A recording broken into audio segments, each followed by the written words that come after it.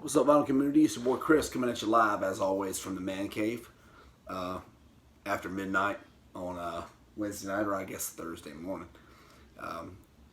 Ran shop all day long today at Noble Records from 11 to 7. Had a great day, as always. Met some awesome people, some really awesome people today, actually. Also had a great day on Sunday. And on that note, I guess I'll be sharing with you guys some stuff that I brought home with me from working at a record shop on Sunday and Wednesday. Because it's funny, on the days that I work there, I always end up probably pretty much bringing back my day's pay in wax. So, first of all, cheers to all you guys. Hope you're having a great night or early morning. A lot of you guys probably won't watch this until Thursday morning when you're supposed to be at work. So, cheers to you guys. Turn the volume down. I'm loud. First things first, on Sunday, I snatched up from Dylan at Noble Records, The Shape of Jazz to Come by Ornette Coleman. Stereo pressing on Atlantic. Not a first press, like a second press, third press maybe. Not positive, but it was a great price and I didn't have the album. Went ahead and snatched that up. Awesome stuff. And of course on the personnel, who would I be if I didn't tell you about that? I certainly wouldn't be myself. Ornette on the alto, Donald Cherry on the cornet, Charlie Hayden on the bass, and Billy Higgins on the sticks. Phenomenal album. And then Noble Records, as it turns out, has become sort of a middle meeting spot between me and Dylan and fellow collectors in the Charlotte area. For example, one guy who lives in the Charlotte area, a friend of both mine and Dylan, had offered me this Jazz Messengers debut, actually, for the Jazz Messengers, Art Blanking the Jazz Messengers on Columbia Records. And I gotta get rid of this thing. This thing sucks so hard. I hate those. The guy who sold it to me, a friend of mine, loves them, and he's got a good reason for loving them, but I don't get it. They suck. Bam. Original mono, 6-sound Columbia. It's gorgeous, obviously. But you got, obviously, Art Blakey on the sticks, Hank Mobley on the sax, Donald Byrd, Horace Silver, Doug Watkins. It's great stuff, and it sounds phenomenal. And but anyway, he's from the Charlotte area, lives in the Charlotte area, and he offered it to me, completely reasonable price. I accepted, and he's like, okay, I can ship it to you tomorrow. I'm like, I'll tell you what, I'll be at Noble Records soon enough. How about you just take it by there and leave it with Dylan if you have time, and I'll just come pick it up, and it'll save you some trouble. It'll save me some trouble, and it's in good hands with Dylan. So he totally did. It's been sitting there for over a week, and it's great. Sounds phenomenal. Thanks, Black Cat Records. I appreciate that, buddy. Thank you. If you're watching this, cheers. I still hate those sleeves. I do know why you use them, though. All right. So next up, on Sunday when I'm running shop, I had a guy come in and bring a small stack of blues and some mid-range jazz, nothing too oh my god special, some mid-level stuff, Herbie Mann, stuff of that sort. And but one thing he did bring in that caught my eye, man, this thing's heavy, was this. For you guys who are looking at it going, okay, Chris showing another blue note. Okay, this is an original Ike Quebec 78 RPM on blue note. So what you got is, oh wow, she's funny that way. The opposite side, you got Indiana, but we spun it in the shop. Dylan's got a 78 RPM old-fashioned player, and it sounds great. And I didn't have a single blue note 78, and I've had a lot of luck with Ike Quebec lately, and so I just had to have it. And it's not one that goes for a whole lot of money. Trust me, it's not. So Dylan, offered him a price, and then turned around and sold it to me for the exact same price. And, Dylan, I think might have been like, for everything you've got, really, you're that excited about that? But yeah, I was, because I don't have a single blue note, 78 RPM, and currently have a means to play it, but I'm terrified to throw it on my turntable. So one of these days, but who knows? For the meantime, it's just awesome to have. So you don't see them every day. You really don't. It's in great shape and great playing order, and one of these days, I'll have a way to play completely. So to the gentleman that brought it in on a Sunday, it immediately ended up in my collection. Thank you. I don't think you're watching, but if you are, cheers from the man cave. Next up, so today in the shop, this gentleman brought in a very high-end, expensive turntable. He'd reached out to me on Instagram a few days ago, had asked whether or not myself or Dylan would want it, and I immediately knew that I'd be priced out of the game, so I forwarded the message to Dylan. Because for as much as I would want the table, I knew it was a little hot for my blood, unless this guy's going to let me make like 12 installments. So I sent it to him, and him and the guy get back in contact, make a deal. This gentleman shows up at the shop today with a awesome turntable and several boxes full of heat. Awesome stuff. I'm talking about awesome jazz. I'm talking about basically, did I get all this stuff? Did it come from him? It did. Yeah, everything that I'm getting ready to show you came directly from this gentleman's collection. And so thank you. First up, you guys know how I am about my OG jazz pressings. They are my preference. They are what I go for. They are what I want. But there is a place in my collection for great reissues. And today I picked up a killer one. I picked up a stunner today. I'm not even going to lie. I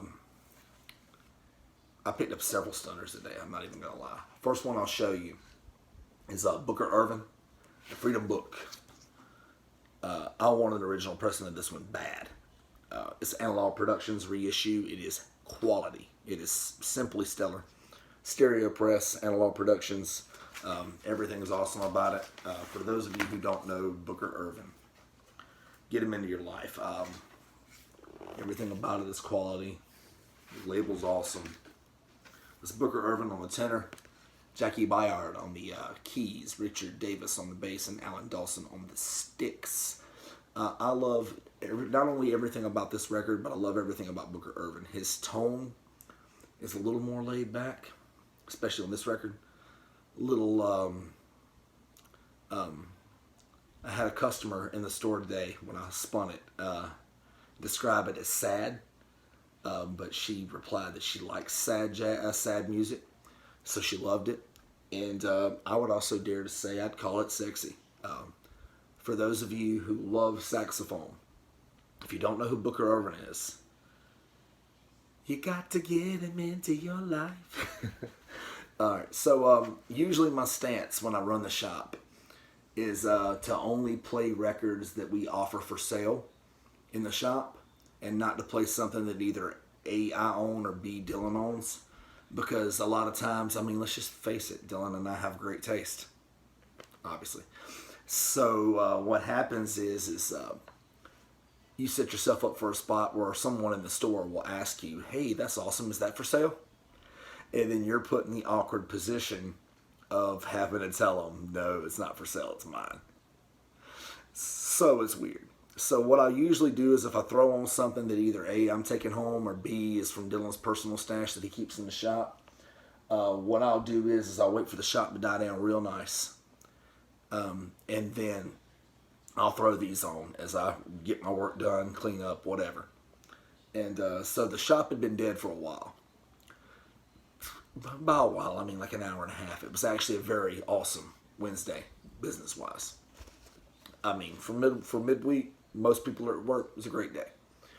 And it had died down. The gentleman had already come in and dropped off all these records. And immediately Dylan knows I'm going to love all this stuff. And so he just tells me, hey man, go through, pick out what you think you're going to want. We'll talk about it. And so I go through and I pick out everything that I think I'm going to want. And it was a stack. And he's like, are you going to be able to afford it? I'm like, no. Process of elimination. You tell me what you want for them, and then I'll go from there. But anyway, so I get all this stuff. Store dies down for a little while. Dylan's going to spend the day with his wife and kids.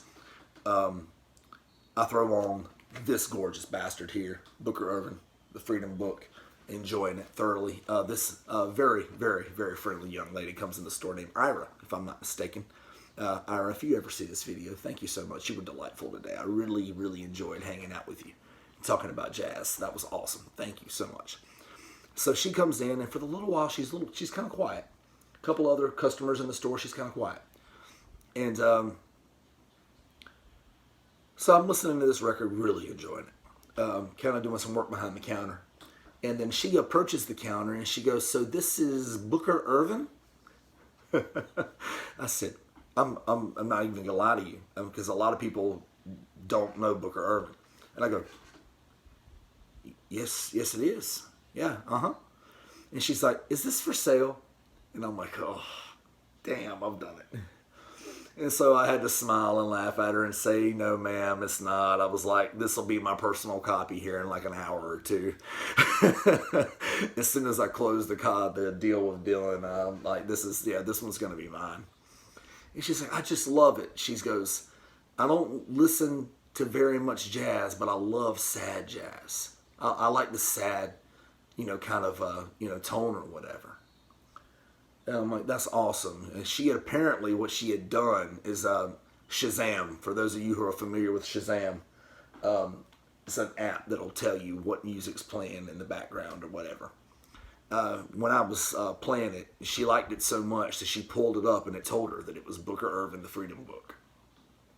So she, approached me from there. And she's like, so should I look into him? I'm like, oh, absolutely. So I start going off on what it is Booker's done and what he's played on and how underrated he is and how great his tone is and how he's not talked about enough.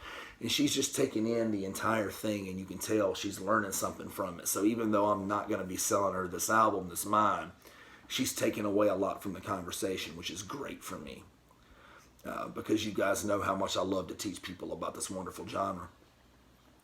And so I'm like, okay, I tell you what, I can't, I'm not selling you this one, obviously, but let me go to the jazz section, and I'll pull off a few that are going to sound similar that I think you'll enjoy that are for sale. And so I start playing them off, and we're talking about them, and, it's a full conversation about jazz, and I love that. There's this young lady who came in and engaged me and allowed me to run my mouth about jazz for over an hour. So, Ira, it was great talking to you today. It was great meeting you.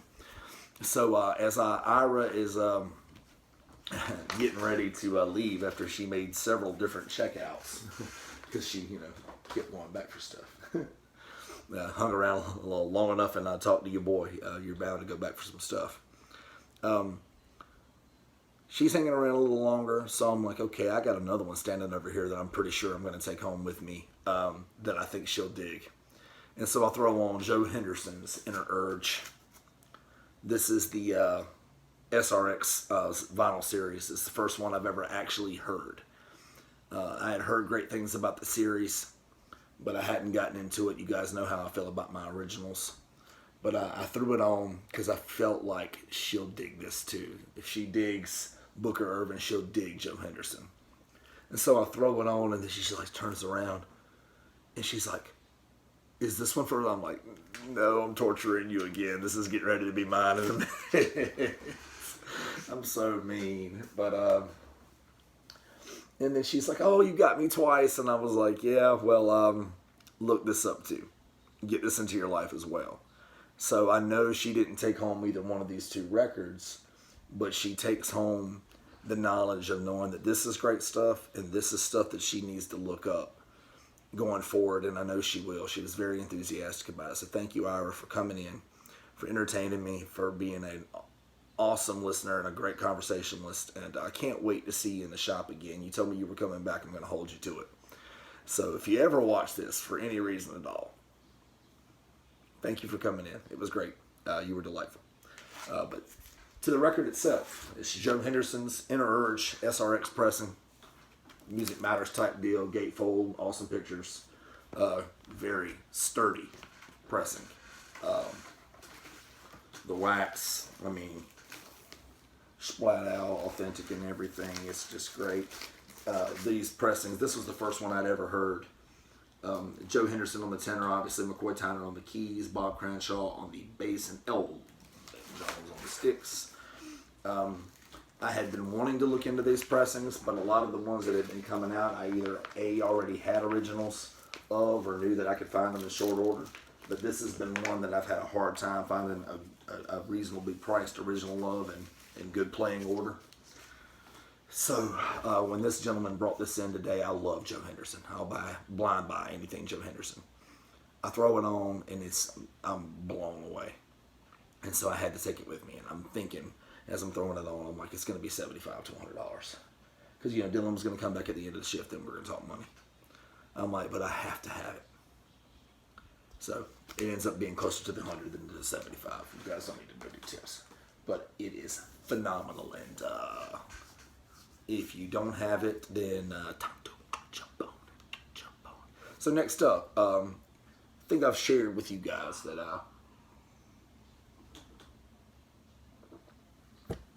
basically from here on out, if I'm going to have any classic rock or anything like that, it's going to have to be really amazing albums.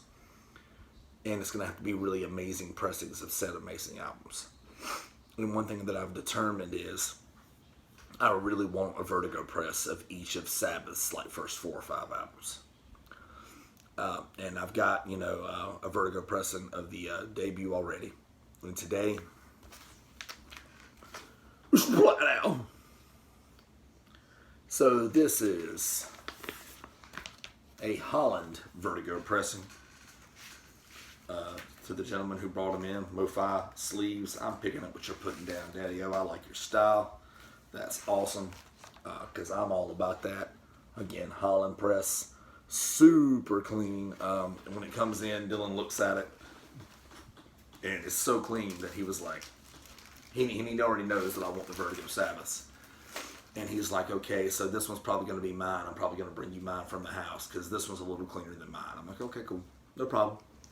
Because I know Dylan's not collecting junk. If he's got it at his house, it plays just fine. But he brought his back. We compare side to side, and it turns out his is a first UK. This one's the Holland, and the UK is usually more desirable, usually goes for a little more money. But in this case, a little bit of splits in the seams, covers a little rougher, some ring wear. Vinyl is, again, it's still great, but this one's in better shape. And he's torn, and he doesn't quite know exactly where he wants to go with it. So at the end, he just ends up coming up to me going, you know what, this copy was good enough for me forever. Talking about his UK that he already had. Before I even, had this one walk into the shop, he goes, you take whichever one you want. I'm like, okay. And so, your boy, it's a Vertigo, and it's cleaner. Sleeves in immaculate condition. Vertigo pressing. I took this one. And his copy is technically more desirable. But, man, this one's just so darn good looking. So, took this one home with me. Not even the most expensive record of the day, believe it or not. So, Sabbath 4. Vertigo. So, just a few more to go. I don't have to have every Sabbath ever on Vertigo. Just the essentials. You guys know which ones I'm talking about. I don't think I need to elaborate. Next up, the final one from my haul today. Tons of Music Matters reissues, tons of OJCs, tons of several SRXs, and this one Classic Records pressing hauls the mail. It's so freaking good. I tell you guys all the time, there are good reissues to be found when it comes to jazz music. So this is Johnny Griffin, The Congregation, on Blue Note. Classic Records pressing, 200 gram, and it hauls the freaking mail. It is so good. Johnny Griffin on the tenor, Sonny Clark on the keys, Paul Chambers on bass, and Kenny Dennis on the sticks. Damn, it's good, guys. I threw it on. It doesn't miss a beat. It's killer from start to finish. Sturdy reissue. Gotta love it. You're paying this kind of money. It better be good. Better be good quality. It looks exactly like an original. Flat out. I love it. So there's this, group, obviously, chat group that keeps me on Instagram. Really is consists of myself, Dylan from Noble Records, my boy Corey from CMJ Vinyl, and my boy Garrison from Street of Jazz on Instagram. Those are all Instagram holds. Obviously, mine and Dylan's are the same both ways. But we have this ongoing, never-ending group chat, and we're showing off what it is that came in, and all three of us, being myself, Garrison, and Corey, are all wanting all these jazz records, and but I just so happen to be there. So, if you want the best records, get yourself a job at a record store. It doesn't hurt to make really good friends with the guy who owns the place. But we show this one off, and he's like, "Oh man, I want that so bad." I'm like, "Oh yeah, dude, so do I." And he's like, "Oh man, I thought you already had it." And I'm like, "No, I don't." He's like, "Well, if you pass," I'm like, "God, like I love you, man, but I don't know." And then I throw it on, and then at the end, I'm still looking at it, and I'm talking to Dylan about it, who's passed on so many records that he likes because he knew I liked them more. And I thought about it, and it's like, but in this case, I don't think he likes the record more, because my boy Corey really, really, really, really likes jazz. But you guys know me. I really, really, really, really adore jazz. So I took it home with me. Corey, if you ever end up watching this, when I get an original pressing of this one's yours. In the meantime, damn, this bastard sounds good. So, great day at the shop today. On a final note, before I wrap this video up, great moment. I met a lot of awesome people today. I met several really weird people too, as is per usual for a record store. But mother came in, probably mid to late 40s, 16-year-old daughter, both so nice, and it was awesome. She's really into the Beatles. As a lot of us, that's what we got started on, was the Beatles, when it came to collecting records. And so obviously that's one of my very first loves too, in vinyl records, so I know tons.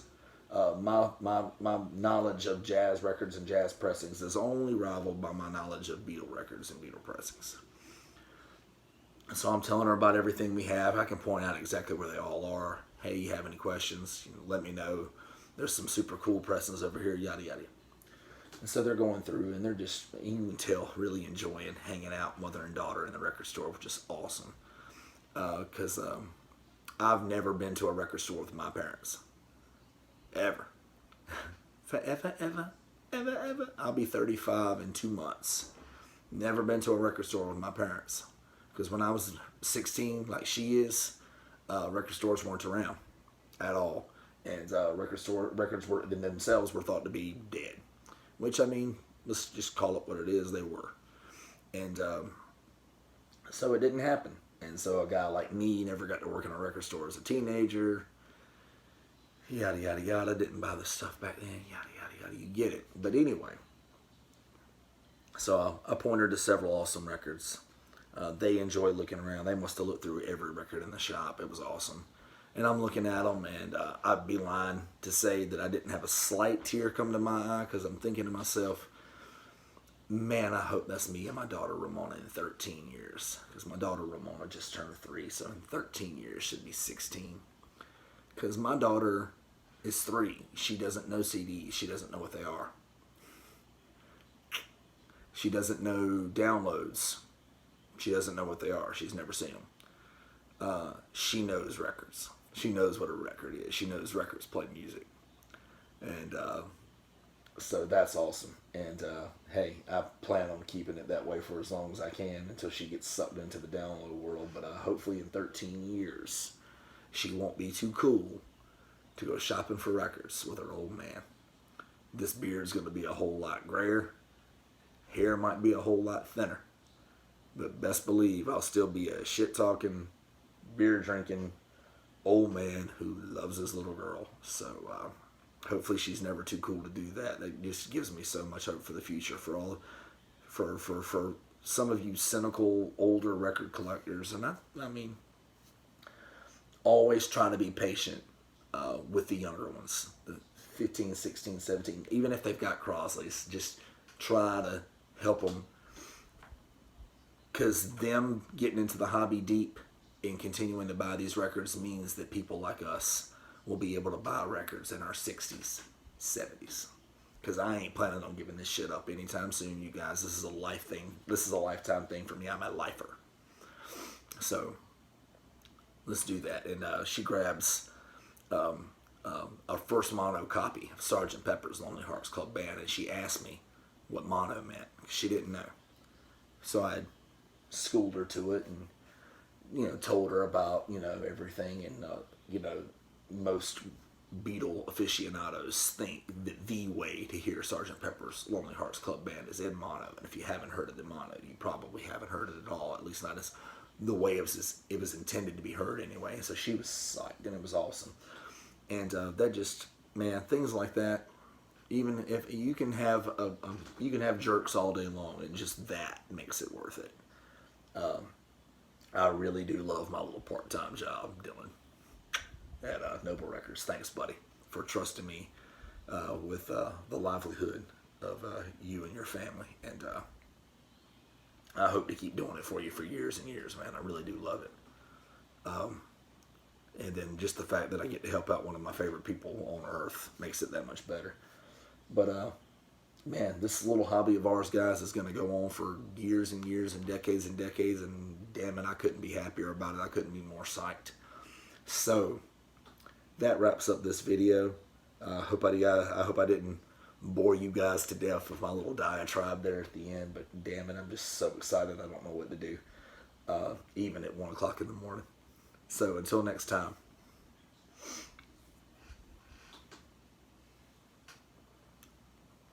Until next video. Keep dropping that needle, you guys.